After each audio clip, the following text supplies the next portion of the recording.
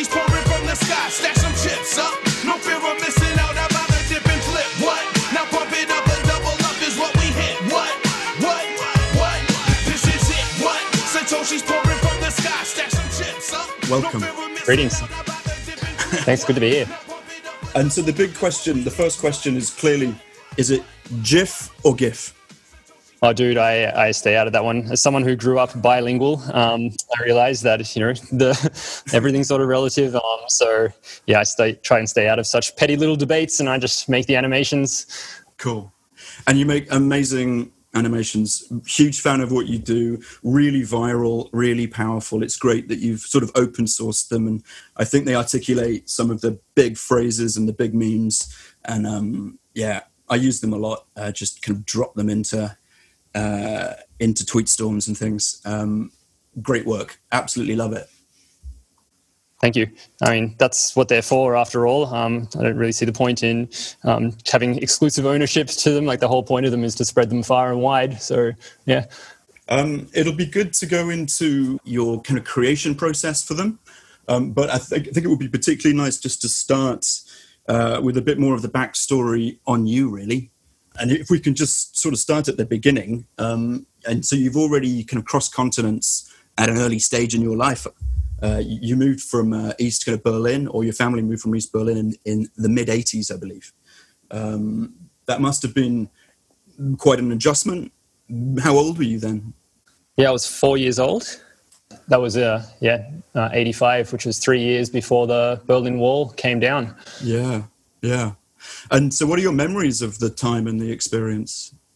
I wouldn't say I have direct memories from it. My early childhood memories are pretty shot through anyway. So I don't know if that's because it was particularly traumatic or anything. I'm not sure. But I more remember like just growing up in Australia and being different somehow. And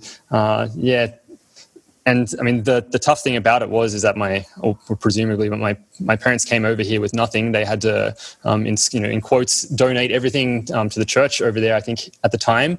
And my dad had his own house, which he built with his own hands. It was in East Berlin, and basically gave it away to start life in Australia again as a mid-30 something. Mm-hmm. I think he managed to squirrel away like a couple of $100 US, which I'm not sure how he got his hands on, but to start again in Australia, just with a couple of suitcases of clothes and 2 kids. So, must have been tough for him. Yeah, of course. And so how do you think your experience as a child in Australia and so versus back in East Berlin at the time has been kind of different? I just think I always felt like sort of an outcast growing up, and I guess that put me on the sort of anti-authoritarian path as well. And my dad always instilled this sort of distrust in authorities for that reason. Like the government that he had over there, they took everything from him, and he was terrified. I think they had to give up their German passports, and it was sort of like the plane trip over here. They weren't sure if they would actually get into Australia, and it was all just so complicated. And I guess I always had this sense that the government was this sort of overarching power, that we're under its power and there wasn't much we could do about it. Even trying to flee, you still got screwed over. And so Australia looks like it's been a wonderful place to have been living over the past 20, 30, 40 years or so. I mean, you're certainly right. And like the big thing with my dad, so he's just always had regrets his whole life. Like he should have stayed. And it's the story of his life, sadly. But my sister and my mum and I, we've always told him, like, thank you so much, Dad. Like you gave up everything to, in the hope of giving your children, your family a better future, because you wanted the freedom. And I think that's the thing, man. And man, you've gone really deep, because this is like really at the core of my personality, but I hadn't thought about it to this level. But it is that thing about freedom, and it's my main driver as well. I'm getting sort of goosebumps now, but like this drive for freedom, and just how else can I say it? But it should just be a God-given right, and it's just such an injustice that they have the power to take that away from you. I think most of the things I've done in my life have been to maximize sort of the freedom in my life. Yeah. And so Australia's provided you with some great opportunities, and your life sounds really fascinating. And you've explored a lot of kind of creative avenues. When you were a kid, and so you talked about being drawn to the hacker world a little bit, to the kind of ASCII art. So you always had like early creative kind of tendencies, right? Yeah, I mean, I used to draw and did some programming, and as a kid in the 90s, write some programs in Visual Basic or whatever, and I dabbled with music, but I don't think I ever had a clear focus for it. Even you play Dungeons and Dragons, and you be a dungeon master and draw all these maps and dungeons and whatever. So there's always that sort of creativity, and read all the science fiction and fantasy novels and stuff. But I never did, and I still don't really consider myself an artist. And that's why that hacker thing kind of more resonates with me. I love using the tools. Mm-hmm. And back then, even the text document when I was like 14 or 15 and doing ASCII art, or using like the earliest versions of D-Paint on my Amiga, and just, being able to draw things, that was like a new tool to use. I also made music on my Amiga in like Pro Tracker. Like this was, sort of the original techno sort of stuff.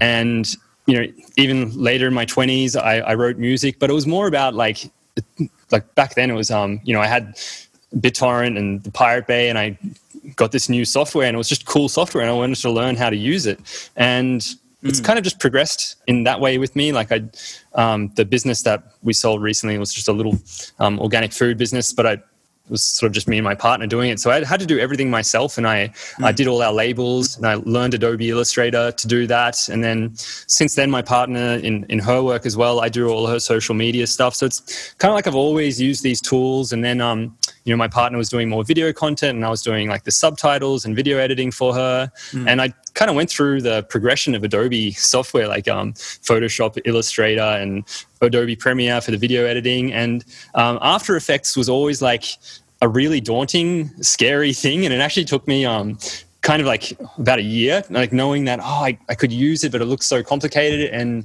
at one point I just decided to do it and get over that initial hump of confusion, and sort of throw Bitcoin into the mix. And like, it's just kind of the source of inspiration. It's like Bitcoin's my muse, and I get to learn this new software, which is really powerful. And I don't know. Cool. I mean, it's clear that you're a man who can take a tool and you can get the most out of it. And it sounds like with all these, with all this kind of software that you're talking about, you've always had a tendency to do that. And it's clear with the kind of gifts that you're pumping out that you can articulate your idea through these, and so through this kind of medium in a way which a lot of people do struggle with.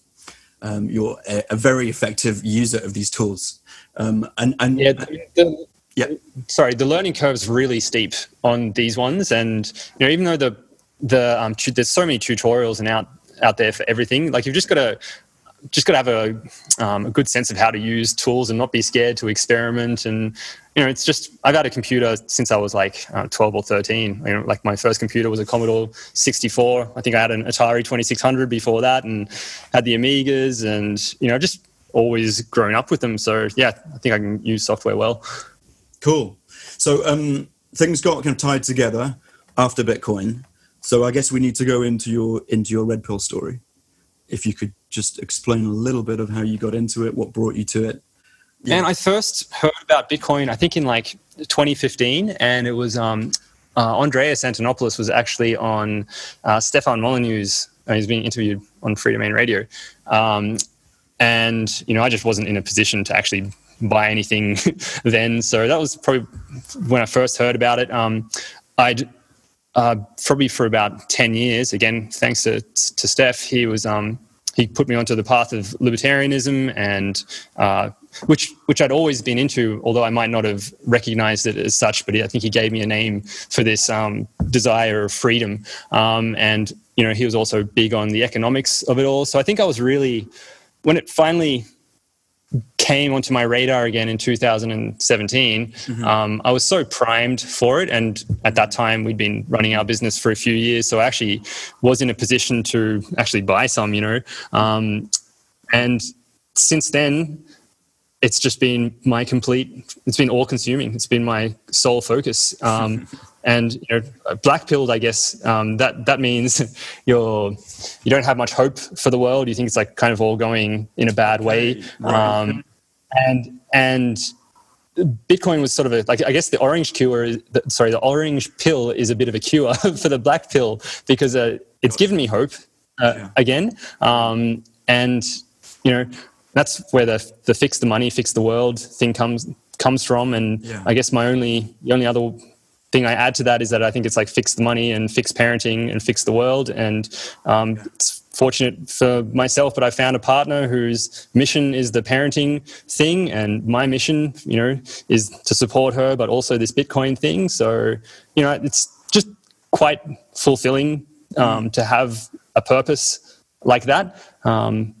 Given that the world can be a pretty dark place, but we both have like some really positive things that we're working towards. Yeah.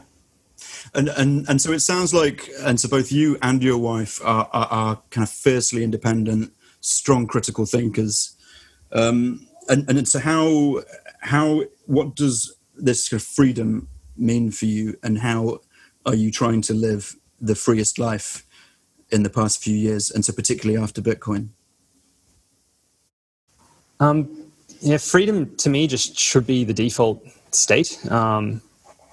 But we live under these great powers, the centralized institutions, governments, and nation states. And I've just, since my mid-20s, I've just tried to live my life as much as possible as if the state doesn't exist.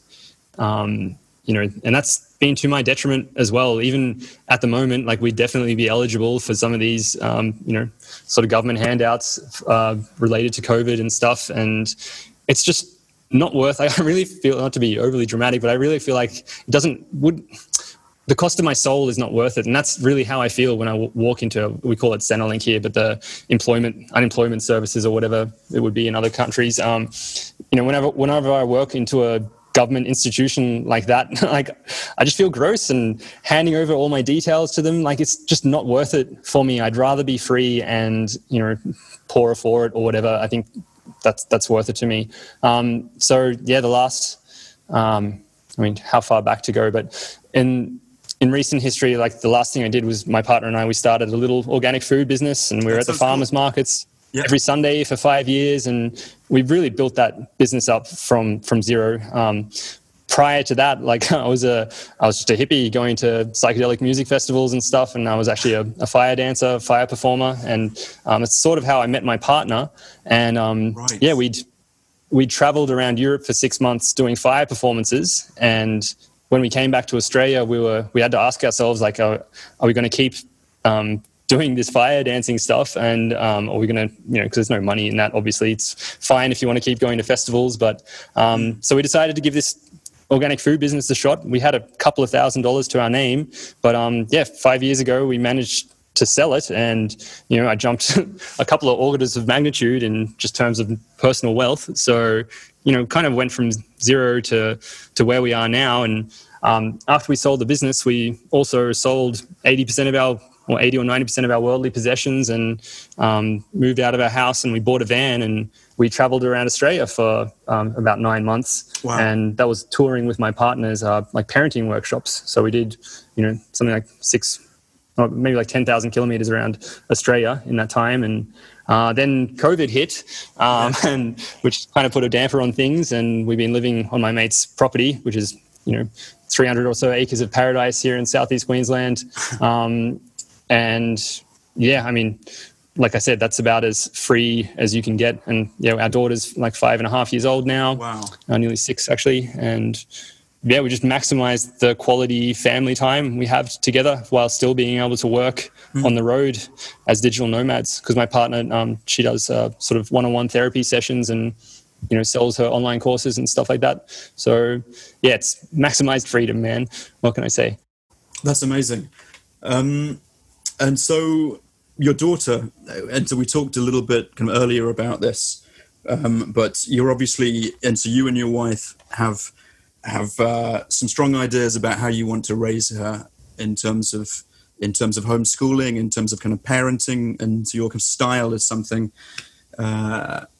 that's quite unique to a lot of other families. And so can you talk a little bit about that? Yeah. Both my partner and I didn't have a good time in school. And I think people can, so that's fine if people choose to send their kids to public schools. Yeah, whatever. I don't think it's the best. My partner was also she was a sports teacher, so she has a master's in education, sports education. She's French actually, and after her 4 years of uni or whatever it was, she got placed in a school, kind of like outer suburbs of Paris, and it was a rough school, and she would have been like only like 20 or 21 or like early 20s, and with teenage kids, and she was so disillusioned that after a few months of that, she was out of it. She was out of there, so she's kind of seen it from that part of it. And really it is, I just don't think learning to read and write, like 12 years of public education, and that's what kids seem to come out of it with, like, and not much else, and a whole lot of propaganda, frankly. And I just, like with most things, I think I can do a better, we think we can do a better job with that. Like our daughter's already, she speaks French and English anyway, and she's got maximum parent time, and I think that's all that kids need in the end, is like the love and devotion of their parents. And again, like we live in the age of information. I say ignorance is a choice.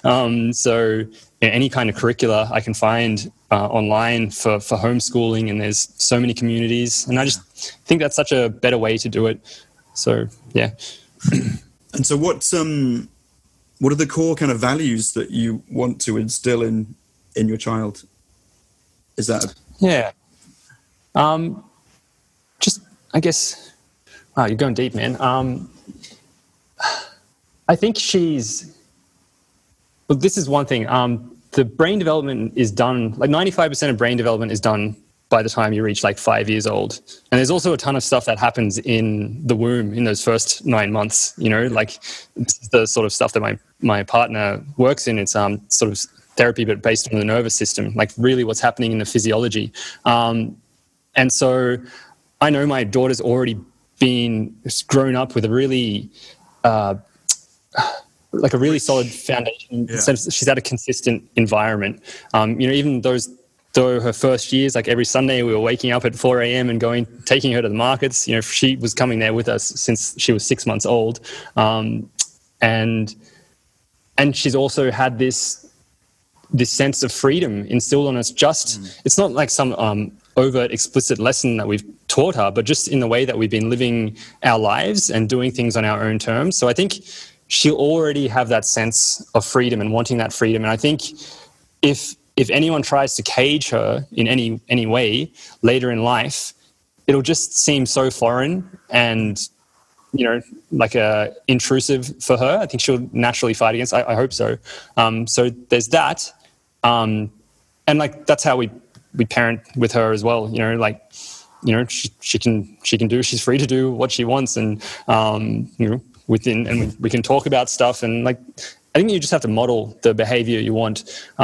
So yeah, like curiosity, and she sees me learning things, like all the stuff with the animations. Like I only started learning that at the start of this year. She's seen me struggling through things and at my computer late at night, and I get to show her the things I'm doing, and so just modeling that you can learn stuff for yourself, and it's whatever you're interested in, you can do that.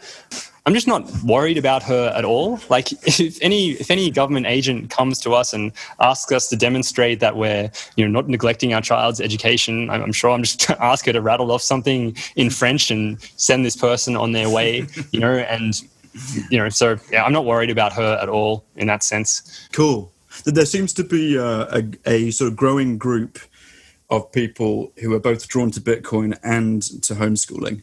And so Daniel Prince talks a lot about this, but there seems to be a lot of kind of similarities between these groups. Yeah, cool. I haven't listened to. I follow Princey on Twitter, but I haven't delved into his podcast so much yet. But it's don't trust, verify, right? Yeah.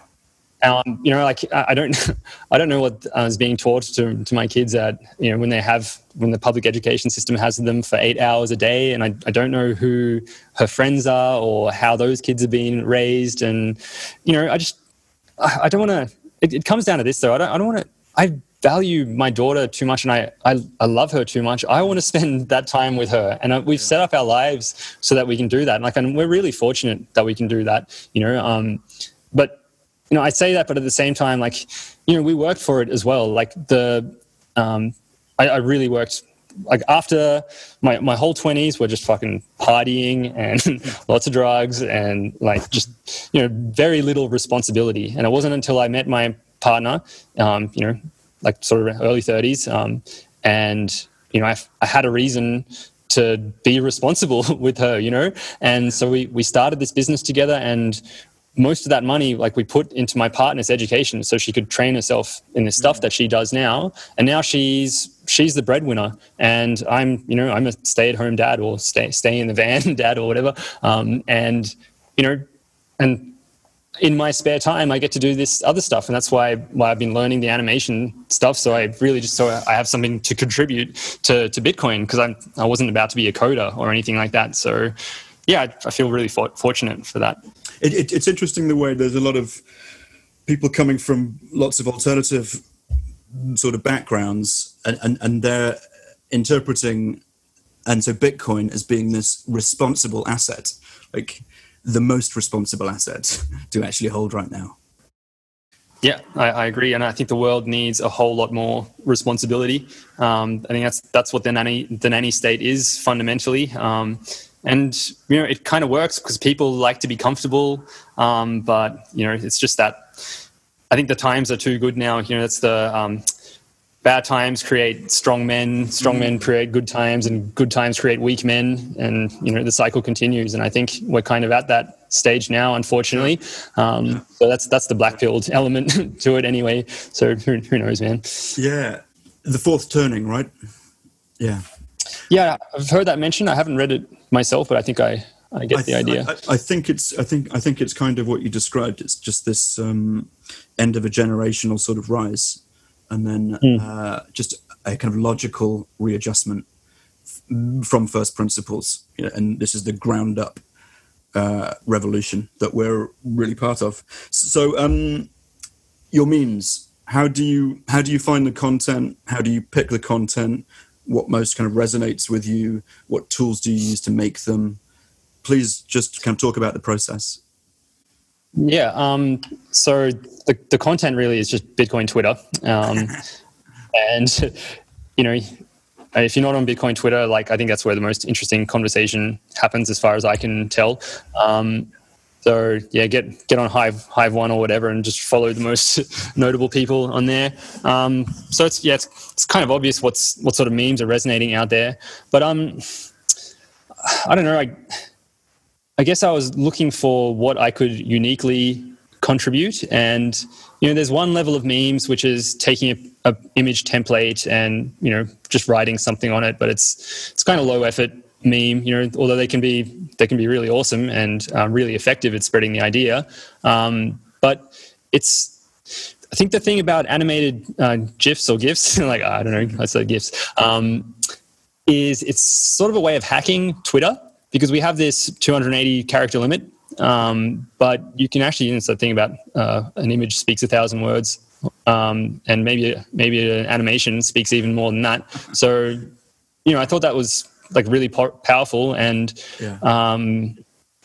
so I just see what people are talking about, and I got a big list I just screenshot anything that's interesting. And really at the beginning, the process of making them, like I said, I have a massive folder of tutorial videos for After Effects now. So the software I use is Adobe After Effects for motion graphics, and just download a ton of tutorials, and that's really the only way to do is to fumble your way through these tutorials. And are you planning to take this anywhere next? Have you got any? Are you thinking about slightly longer form video content, perhaps, or? it's all I consume is Bitcoin stuff. Like I really think it is the thing. And when you're a zealot for this sort of stuff, you realize, and you try to you go through this phase of trying to tell people about it, and people just, they're doing their own thing. They're not sort of interested in it. And I guess I just realized that talking to people about it wasn't that effective. And so maybe these animations can be a more effective way to get the information across, just because people are so busy now, and there's so much competition, and there's so much competition for their eyeballs and their attention. So if you can express an idea like that in a 5-second animation, you can kind of hijack their attention, put it in front of their face and make it, interesting to look at. And now monkey brain, something flashy and, movement, it'll get their attention and, do this viral hidden meme in there to convey something important. And I guess that's what I've been trying to do. Well, I mean, I completely agree. I think that it's a real kind of battle for attention right now. And you've hit on something which is obviously incredibly effective, and you're doing it awesomely, and just keep kind of pumping them out. Just keep making. Yeah, well, about that, and I've had some people contact me, and I work with Dan Held, maybe, like you've seen some of his gifts, and some other people have contacted me as well. And, I wasn't doing this for money, but, the people that have contacted me, I try to make this analogy to them, because they, maybe they think of me as an artist. And like I said, I don't quite think of me that way. I think of myself more as a producer in the musician sense. Like you might have some talented musician, but that musician still goes to a recording studio and talks to an audio producer, and it's or audio engineer, and it's the audio engineer that actually records the track and, puts together the final thing. So often I'm asking people like, well, if you have an idea for an animated or some motion graphics or something like that, then if you can give me a clear like a design spec for it, maybe even like just a 2D image of what it looks like, and maybe an example of something else that moves in that particular way, like the chances are that I can recreate it and make it happen in After Effects. Like the software is just, it's so absurdly powerful. And that's what I was saying earlier. Like I've always loved using the tools that are available. And, I just recently built myself a new computer, a Hackintosh actually. So it's the best computer I've ever owned. It's a fucking beast. And like just to be able to use the software, and, you got Illustrator and After Effects and, 100 tabs open in your browser. And that's like my favorite time, when you're just using all these tools, achieving something totally unique. I've had this a few times in my past, in the Fire show that my partner and I actually finished producing and toured around Europe and like here in Australia tour. Like that was, top 1% of Fire shows ever. And like amazing. Some of the music that I produced back in the day, like I can listen back to that now and I was like, that's it. There's that piece of work was done. You can walk away from it and say, you did that, you can be proud of that. And I've got that now too with a few of the animations I've done. I was like, that's done, that's nailed, that's out there in the world, and it's out there because you took the time to make it. And, who knows how many people that can touch and affect afterwards. So, that's what I guess I love the most, like being able to create something like that. And, like it wasn't, and then you came along and you made it so. Like that's creation. You talked about this kind of Fire show that you took to Europe. And so I imagine that was quite a spectacle, with the lights, the action, the movement, the attention grabbing. It's quite similar in a way to these GIFs. Yeah, maybe. And like I guess my music was the same way. It was like just high energy and in your face. And yeah, like I said, my 20s were like a lot of amphetamines, a lot of psychedelics, man. And I've talked about this in podcasts online, so I don't really mind. But you get into tripped out conversations, obviously, and I was always so obsessed just with this idea of communication in general, and what that is, and the fact that we can speak some words and we can make someone feel something, and music can do that as well. And there's some kind of magic to it, right? Like remotely being able to affect someone like that and implant an idea in his mind or make him feel something. So yeah.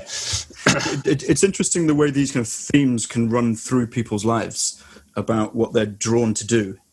I think probably all of us, if we look back at our story, can see some of these sort of themes, This kind of psychedelic experience thing, any similarities to going down the rabbit hole and this epiphany of understanding?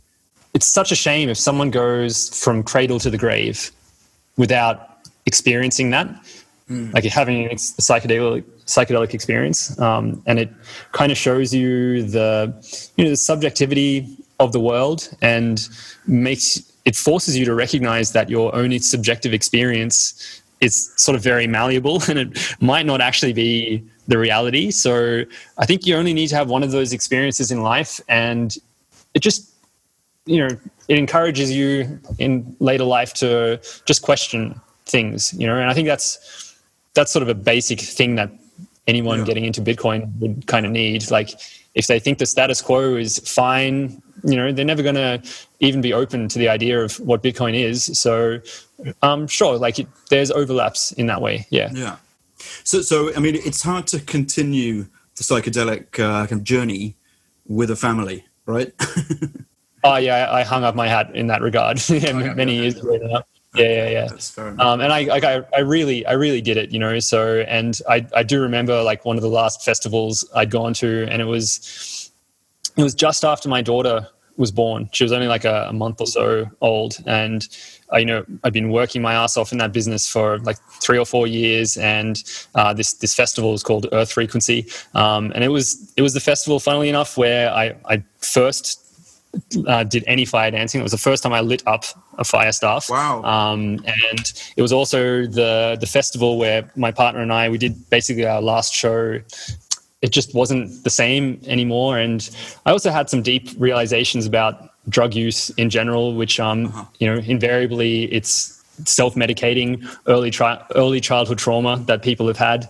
And, I just looked over the dance floor at all these people that were just, trying to run away from things in their lives. And it's kind of a buzzkill at that point. So I was like, yeah, this is done for me. And, as exciting as a psychedelic trip might be, everything gets old eventually. So, it was just time to hang up my hat in that regard. And I'm grateful for the experiences. But then I also think I dodged a bullet in a lot of ways. I lost some friends, not so much in the psychedelics, but more with amphetamines. Yeah. So yeah, I'm pretty grateful that I got out of it alive and have some pretty cool stories and memories, and also some not memories. But yeah. Do you think that it's perhaps kind of possible with greater responsibility and older age to still begin to kind of dabble with that, to microdose? What do you think about that stuff? Yeah, for sure, man. And it's a question of freedom as well, right? Where consenting adults, it's your body. You should be free to experiment with whatever. And again, we live in the age of information, and even back in the early 2000s, there were sites like Erowid, and all this information's out there. So you can, before getting into that world, listen to a few Terence McKenna lectures, or I don't know, maybe even Joe Rogan today has some good advice in this respect. But just don't treat it like a party thing, and treat it with some reverence. And I think me and my group of friends, I'm pretty grateful. And before I got into the psychedelic sort of scene, I was a raver kid, and it's probably more like the UK style, the happy hardcore sort of parties. And so that was more like dingy rave parties in a city, as opposed to out in the bush somewhere in nature. But we had this friend in our circle, and he loved it, and he would go so hard, but he was totally straight edge. He never touched drugs, and he swore he never would, and he went harder than most of us, so that was a great counter example I had at the time. So yeah. You mentioned earlier also about living a sort of digital nomad lifestyle at the moment, and kind of getting rid of a lot of your sort of possessions. Is that still the case? Are you still and so largely possessionless? Yeah, pretty much, man. Sold everything, and I've got, a good mate of mine. He's got all my books, and one day I hope to have a bookshelf again to put those on. I've got all my vinyl back from my DJing days, and some nice turntables, and beyond that, it's not much else. We had a couple of laptops. I've since bought myself a decent computer so I can actually do something with After Effects mainly. But that's pretty much it. Everything else fit in our little camper van. But again, that's something we've really thoroughly done now. We've been on the road for nearly 15 months now, and we're very much ready to find a house again. But on that, I always like this quote of the things you own end up owning you. Agreed. And there was a lot of all your little possessions, they take up brain cycles somehow, worrying about them, and it was very liberating to get rid of all that. And sure. But there's pros and cons to everything. While we were traveling around Australia, you're never quite sure where you're going to stay the next night, what the campsite's going to be like, so there's uncertainty there as well. So we've done this part of it, and we're very grateful for it. Our daughter, she spent a year on the road. It's already, we've gotten what we wanted out of it now, and really now we're looking forward to having a base of operations again, just so we can take our work to the next level again, because my partner has a lot to add to the world, but it's kind of tough to do it out of a van. And for the last 6 months since COVID happened, I've been fortunate enough that I've had a good friend, and we've been staying on his property. It's 800 avocado trees here and green tea that I planted 10 years ago, and it's kind of paradise here. So our van's just parked in one of the paddocks, but it's tough on rainy days and windy days, and we're just really looking forward to having our own space again. So yeah. And so where and what kind of measures are you going to be kind of planning your next location to be? Are you thinking about it in terms of what's happening economically, what's happening in sort of society right now? And so where are you going to pick your next location? Yeah, absolutely. We're I guess we're about 150 kilometers from the major city of Brisbane here on the East Coast, and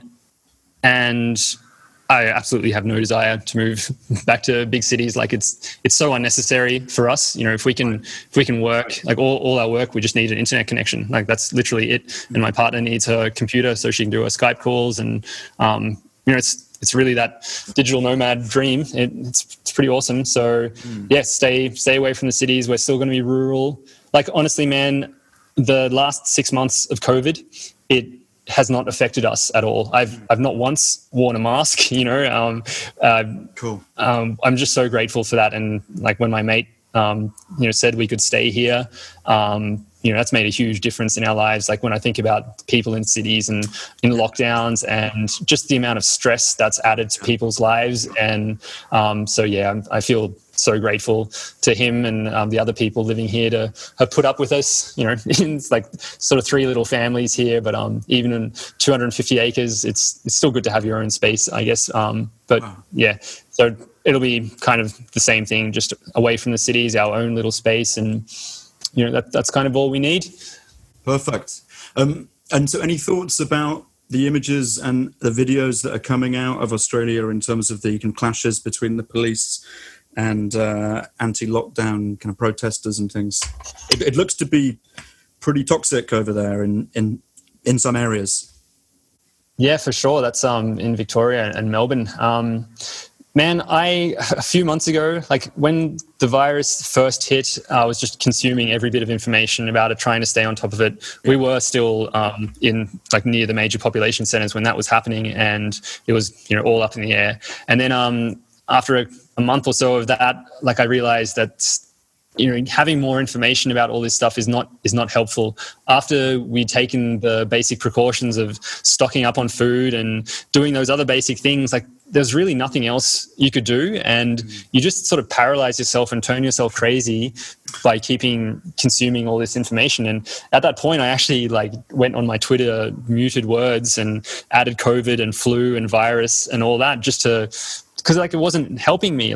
I've in a way, I've already made my play. My partner and I both. She's all in on the parenting thing. I'm all in on Bitcoin, and anything that gets in the way of us getting that message out is sort of counterproductive. So, me learning more about the virus or whatever, is a bad use of my time compared to, watching another After Effects tutorial and, trying to actually affect a positive change that way. So yeah, as for what's happening down there, the other thing just generally with the world today is we all are in our own like algorithmically driven echo chambers. And so any two people that you pick randomly, they may not have any overlap in the information that comes to them, like about the world, because it used to be even a decade or 2 decades ago, there was like just 1 or 2 TV channels that everyone got their news from, or a newspaper, and now everyone just has a different view on the world. So yes, I don't know, that's just my basic default statement in making comments on the world. I don't really know what's going out there. It's like we'll probably never know where the virus originated from, right? We'll never know what really happened on 9/11. We'll never know who shot JFK for sure. Whether the Rothschilds are really running all the central banks and all that stuff, or the Illuminati. Like, I just try to tune that stuff out of my life and focus on the things I can change and like tend my own garden. Like in a way, the most subversive act you can have is just to raise healthy children. Like sane, well-adjusted children and love them. So, that's what I try and focus on. And, I just don't see the point in getting drawn into political debates and all that stuff. So I guess I just try to keep focused on Bitcoin, really. That's beautiful, man. I think that was really well articulated. This it's just so unhelpful to keep hearing about all the chaos. And just to try to block out the noise and just to focus on the signal and to make your play and to stick with it, which I think is what all of us are trying to do right now. I did want to just ask you about a return to Berlin, or whether or not you went back to Berlin with the kind of fire dancing and stuff, and any thoughts about what that must have been like for you. We went back in 2012. So my partner's French, and she was a hippie girl. She was traveling around the world. She traveled to Africa by herself as like a young 20-something. She traveled to South America. She did like 6 months in New Zealand by herself, and then came to Australia, on this like 6-month visa as well. And then sort of landed in far north Queensland and ended up at one of these bush doofs, we call them, the psychedelic festivals, and got sort of in with the fire dancing scene there. And so as she made her way down the east coast of Australia, she sort of ran into my crew and me. Wow. And then it was a short courtship, but then after we got together, she had to leave the country because of her 6-month sort of tourist visa, like working tourist visa or whatever. And so she had to go back to France, and she asked me, like, would I like to come? And we'd only been together for a month or 2 at that stage, but I was like, let's do it, sure. And worked my ass off to afford the ticket or whatever. And then we traveled around Europe for 6 months in her little van, and did Amsterdam. So we did festival in Amsterdam and a bunch in France, and we did one of the biggest psychedelic festivals in Europe is called Boom Festival. It happens every 2 years in Portugal, around this massive lake, and it's 7 days and I think 25,000 people.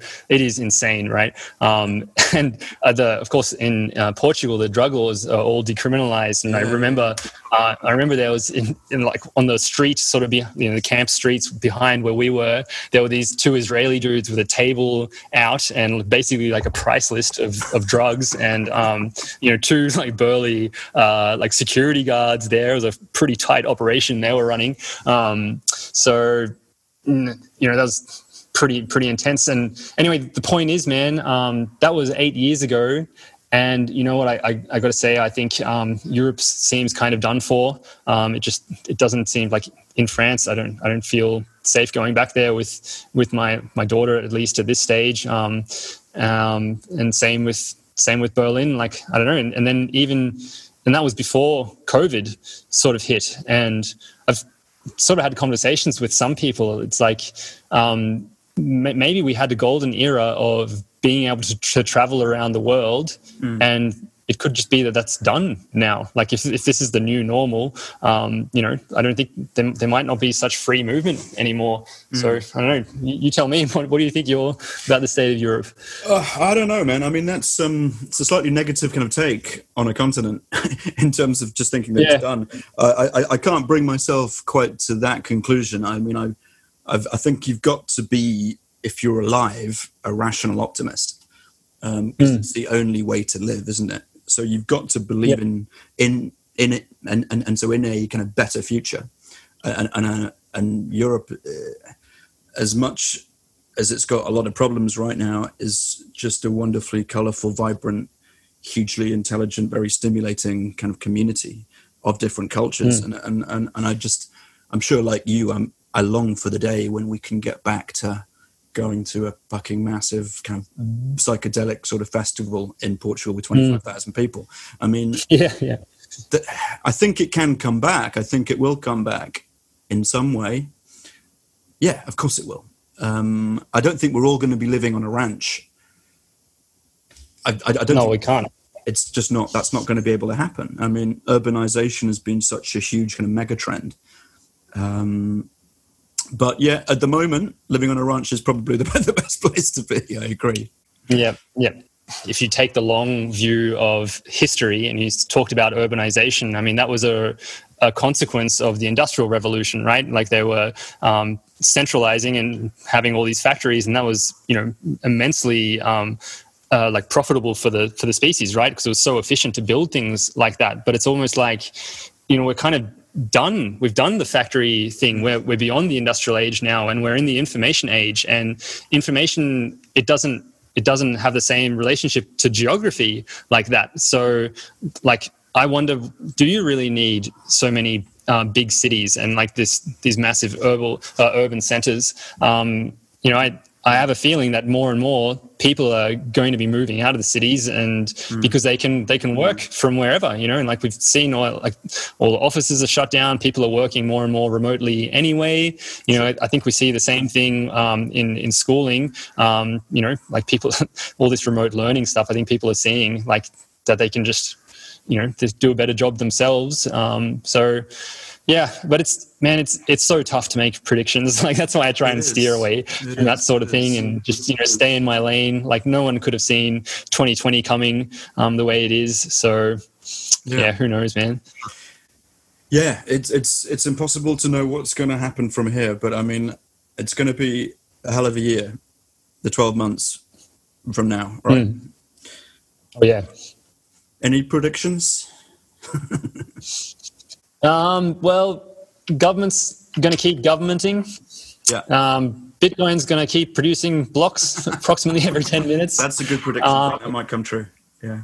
Yeah, and that's really it, you know. I think there's going to be fireworks in America, like whatever the results of that election over there are, the losing side's not going to accept them. And, you know, for better or worse, most of the world is kind of tied to what goes on over there in some way or other. So I think it's going to be pretty chaotic and rocky. And, you know, I don't think it's going to return to normal anytime soon, whatever normal means now. Yeah. And so you're going to be focusing on just doing your thing. And so your family, your relationships, your work, your creativity. I think that's what everyone should focus on. You know, it's Jordan Peterson's thing, clean your room. You know, like I think that's where so much of the folly in the world comes from, in people thinking they can make decisions for others, or you know, that's the whole state in a nutshell. And I just want people to mind their own business, leave me alone. And if everyone did that, we'd all be good. So yeah, I'm just going to do my thing. Like I said, tend my garden. Who would you like to orange pill if you could? If I think about like what would be best for Bitcoin, would probably just be to get a true Bitcoiner on Joe Rogan's podcast. You know, that would probably be the way to amplify this message the most. So yeah, that's a pretty safe answer. Cool. And so where can people find you and your work? Yeah, just on Twitter. It's at StarFuryFlames. Thank you, Sven. It's been awesome. It's been an absolute pleasure.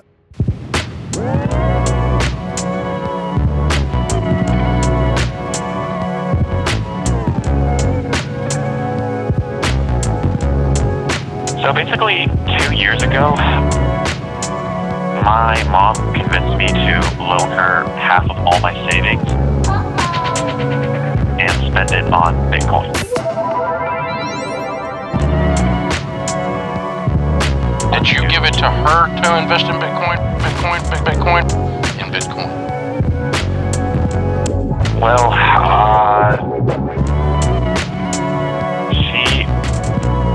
I loaned it to her.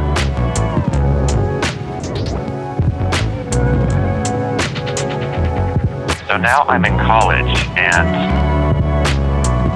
I need the money for tuition.